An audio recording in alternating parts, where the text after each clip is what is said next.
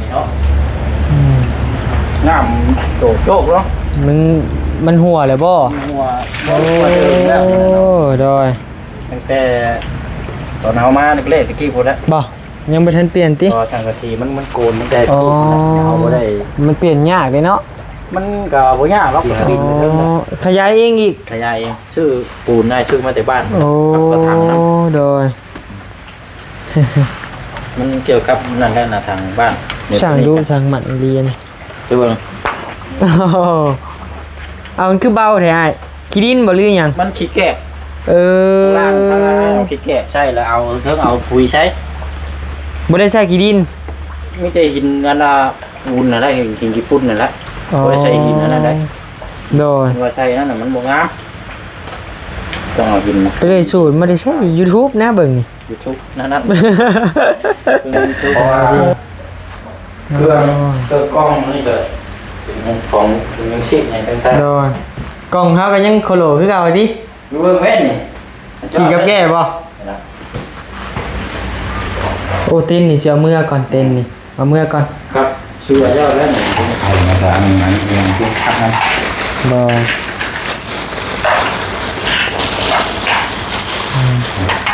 เอาเจ้ามาไปสิแบ่งเอาข้าวเจ้าน้ำเฮาเช่นได้นี่6เลยบ่6เช่นได้6เลยมาเรื่อยๆ7เช่น10เช่นก็ใช้เปิดได้ไหมเซ็กซี่ได้ไรแล้วนี่โดยอาจจะได้ขอบมกกับใจเด้อเนาะให้ยอดวิวปังๆเด้อแล้วก็ FC ทุกคนเนาะทางวันนี้ก็ขอโตลำลา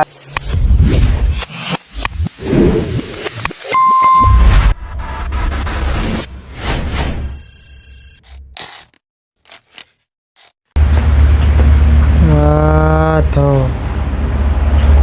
ใช้ซองหายังไงเนี่ยพูดแล้วนี่เนาะ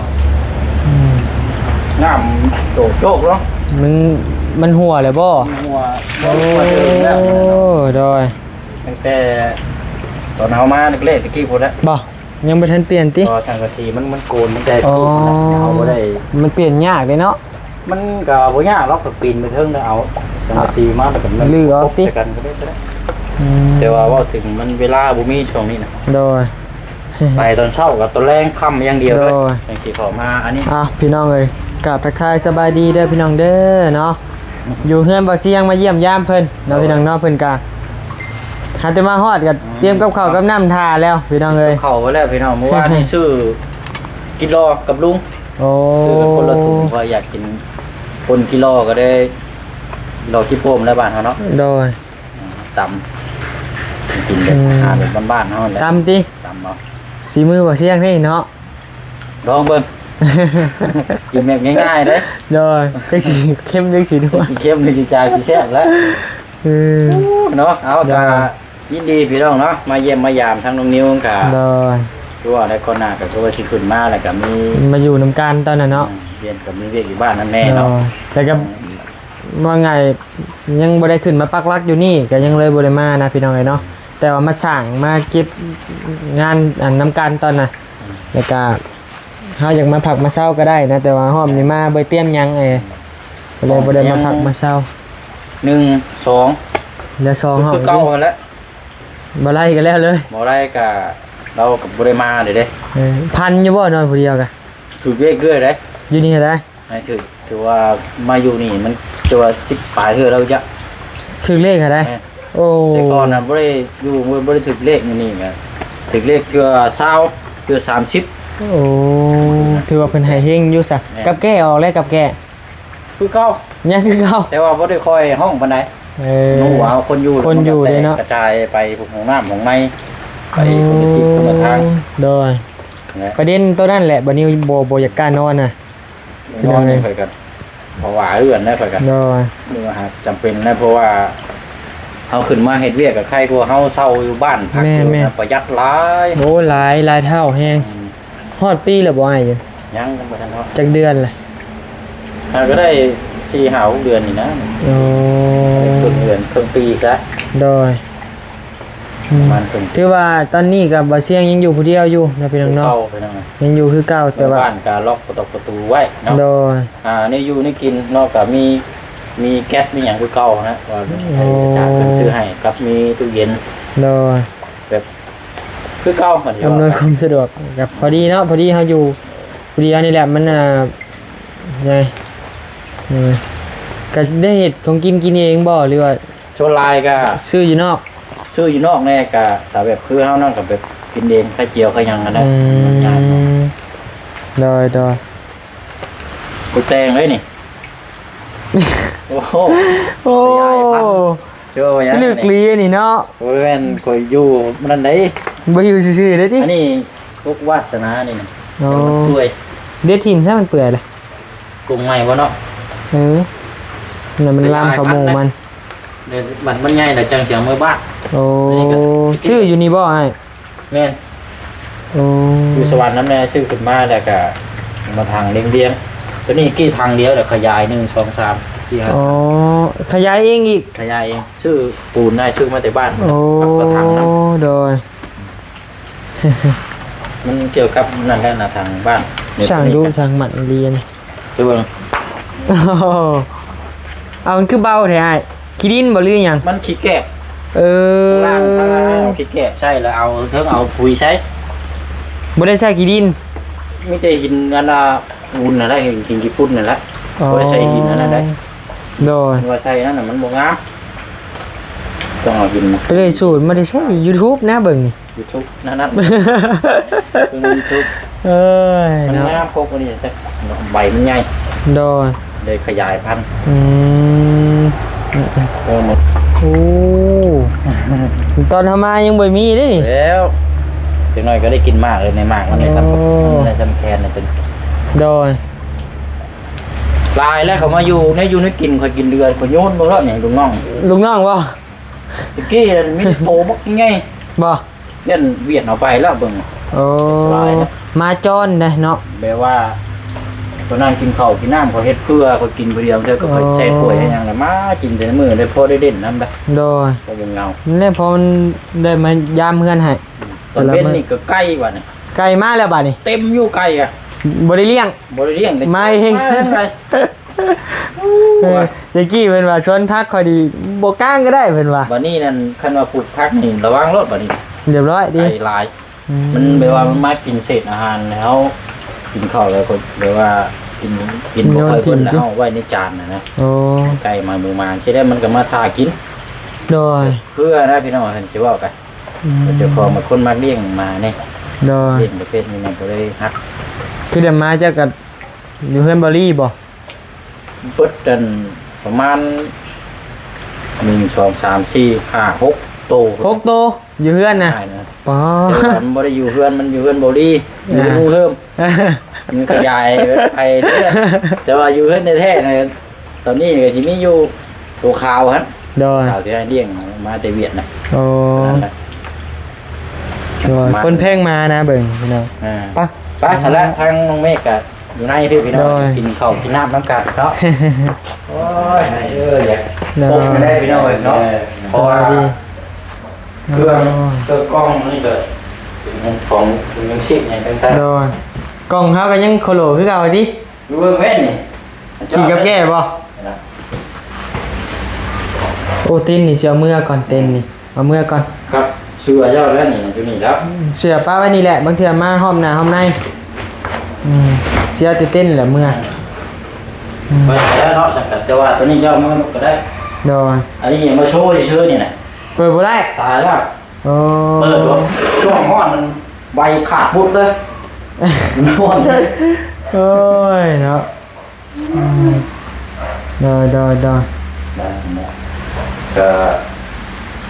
เดี๋ยวตัววันนั้นเนาะมันเศร้ากันเลยครับ ว่าแล้วเนาะมันบ่มีเวลาสิเมียนเฮือนเมียนซ่านก็ได้ ไปเอามีแต่นี่แหละพี่น้องกับข้าวกันไข่เจียว โดยไข่เจียวแล้วก็ปุ่นจิโร่ ป่นจิโร่ จิโป้ง โอ้1พักลวกเลยเนาะ ลวกเอา โดย ทางน้องมันกินก็กินข้าวนั่นบ่เจ้า ข้าวเจ้ากับมันเอาซื้อมาเผื่ออยู่เขาสั่งเป็นกับมาเลยเอาจานใส่แล้วก็กินน้ำกันอีก เดี๋ยวจานนี้ก่อน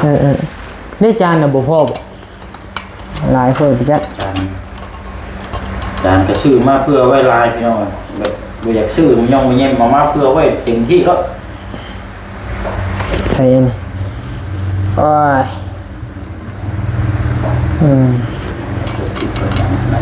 เดี๋ยวเนาะพี่น้องจังว่ากันเนาะเดี๋ยวทางบันนิวสิลงคลิปให้พี่น้องเบิ่งก่อนเนาะเดี๋ยวกินข้าวกินน้ำแล้วเลยจังว่ากันอีกเนาะเดี๋ยวนั่งโอ้ลมกันหน่อยหนึ่งก็จะเมื่อแล้วผ้าฝนก็ตกบนมืดเนาะโดยนะแล้วนับพม่าเฮาป่ะนี่โดยพอนั่งเล่นน้ำกันจังน้อยพี่น้องเนาะโดยโอ้ยเดี๋ยวลงคลิปกันจังเล็กจังหน่อยพี่น้องเลยสัญญาณบ่ได้ค่อยดีเด้ตรวจสอบบ่ได้บ่ได้กันอยู่ในกกม่วงพุ่นน่ะได้อยู่สัญญาณโอ้โดยใช้ขากล้องนี่กะใช้ได้อยู่บ่อยได้อยู่โอ้นี่นะเดี๋ยวเรื่องครับ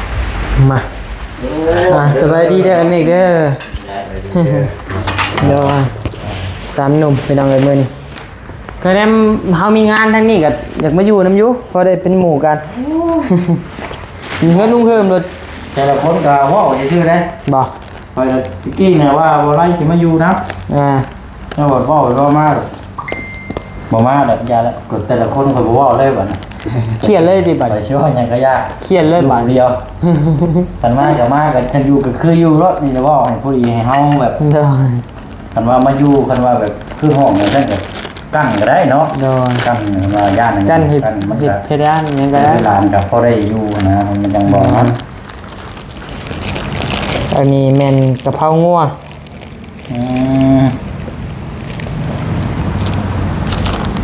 บ่ฮู้สิซื้อหยังมาจูกันกินพี่น้องเอ้ยบ่เสียงว่าเอ้ยทอดไข่เฮือนให้นี่ง่ายๆเนาะเด้ไข่นะครับอันนี้เองที่คักนั้นบ่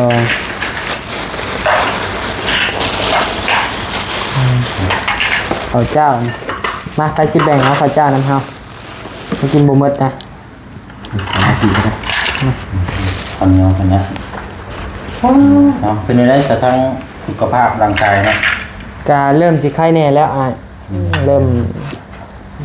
ยวนๆเนี่ยแล้วเพิ่นกะคือสิเมื่อยเลยป่ะ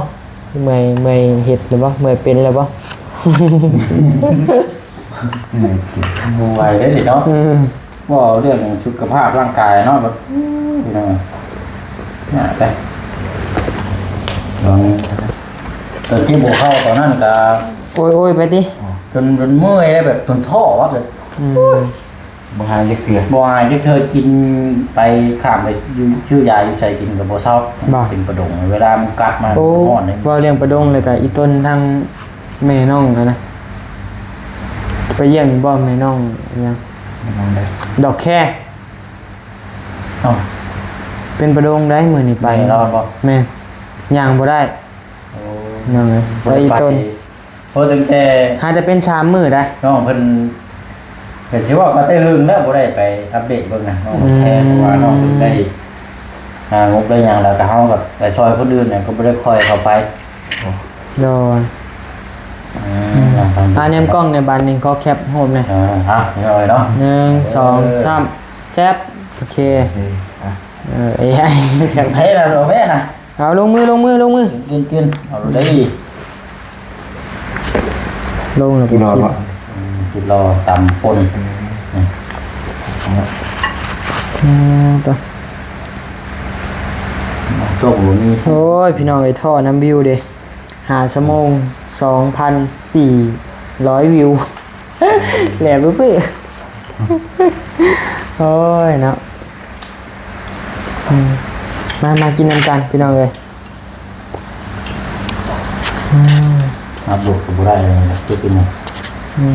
งานไม่ค่อยดีนะไปพี่น้องจังหวะกันเดียวโทรศัพท์เครื่องนั่นแป๊บโหลดคลิปก่อนเดี๋ยวยังกินข้าวกินน้ำแล้วจังหวะกันมาเป็นเนาะ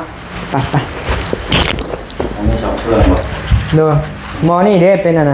เบรกมาวิ่งกว่าอ่ะเอาเนาะ10 เซนได้เนี่ย6เลยวะ6 เซนได้6เลย มาเรื่อย มาเรื่อยๆ7เซน10เซนก็ ใช้เปิดได้ไหม เซ็กซี่นั่นอะไรแล้วนี่ พี่น้องเลย เรียกว่าใส่กีตาร์แต่ชื่อว่าไงแบบโจปุ๊บสายตาก็เว้นนะเอาอินเป็น คะแนนฉากเลยครับมัดขึ้น เบิดคืนยุ่งไม่ใช่ละ แต่ว่าเวทกับปกตินะ โดน เป็นโจมันเป็นน้ำโจมัน ไปพี่น้องเลย ก็ได้อยุปกติ เฮ้ยเนาะแต่อีตนสู่เวียกงานไกลเนี่ยยัง จังหวะเลย เป็นถ่ายคลิปไลฟ์ผลบ่ ถ่ายคลิปลายเพราะ มือไหนชิปคลิป ชิปคลิปว่า เอ้ยไปพี่น้องเลยมาพี่น้องเอ้ย ยิ้มแล้ววันนี้ดิ แน่นแล้วหาตำรวจคลิปแล้ว มีคนนั่นน่ะลดหุ้นครับ ๆกินหน่อย กินนมนะก็เนาะ ได้เป็นเอานมมาสู่กินอีกพี่น้องเบยว่าแล้วบำรุง แค่กินกันนะกับข้าวก็ได้ลาย บ่หมด เสร็จเนาะ นั่นน่ะไข่กะ กินกับ ท่านชื่อว่า อันนี้ก็ยังคือเก่านะวันนี้ชื่อมา กิน บอสตัวนี้แซ่บแนวนี่ กินเนื้อ ลายเติบนี่ ต้องไปกินลายอยู่แล้ว บางคนก็ ครับ บ่ ลาย ค่อยกินข้าวลายไปเลยนะเนาะ โด อ๋อไม่ใช่เลย โบทอยแบบโมเมนต์ชายกินแบบกินที่นะอันนี้ก็ คะแนนมาบุเป็นกระเพาะนี่นักเติบได้เฮาก็ว่า ตะกี้ วันนี้มันเขากินแบบนั้นเนาะ แม่นไปกับไอรี่เนี่ยข้าวกล้องนี่ ไปกินอยู่ห้านต้อง2 จานเฮากินกับไอรี่นะเบิ้ลรถ วันนี้เขามันกินมันระวังเลยเนาะ แม่น เพราะมัน อันเนี้ยชื่อข้าวกล้องหนึงก็แบ่งกินกับไอ้เมฆ2 คนพอดี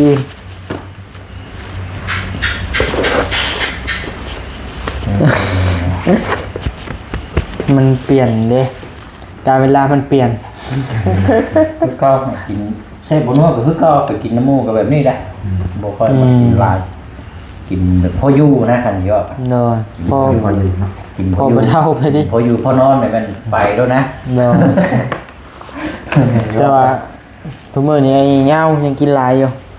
กินหลายไอ้เหย้า กินลายได้ลายนี่มันก็ดีเนาะเอาไปสีตุ้ยร่างกายมันก็สี บ่ตุ้ยไอ้เหย้ากินหลายอยู่บ่ตุ้ยแล้ว อยู่ เฮานี่เอาแม่คะแนนเศร้านี่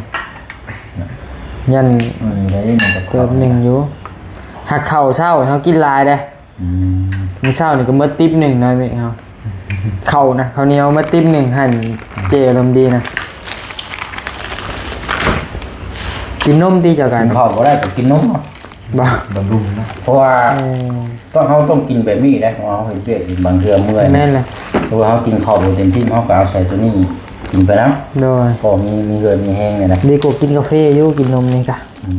จะไปกินบ่กาแฟ บุกินได้ อืม เอาไม่แบบนี้กินในชั้นก็ไปหายเวียกอีกว่าวแบบลือเลยมันแบบบ่เป็นคำเป็นตอนนะนั่นแหละเบื่อนะแบบเหลือ กินมันเลยมันบ่กล้ากินเลย เออในนั้น ได้ เนาะ ใส่ เป็นประเภทพวกของอ้อนน่ากินนะ อืม ของอ้อนนะพวกแบบแห้งอ่ะแบบชันบ่อนกับพิษนี่แหละ หิวข้าวบางเทื่อหิวข้าวก็สั่นกันได้ดิ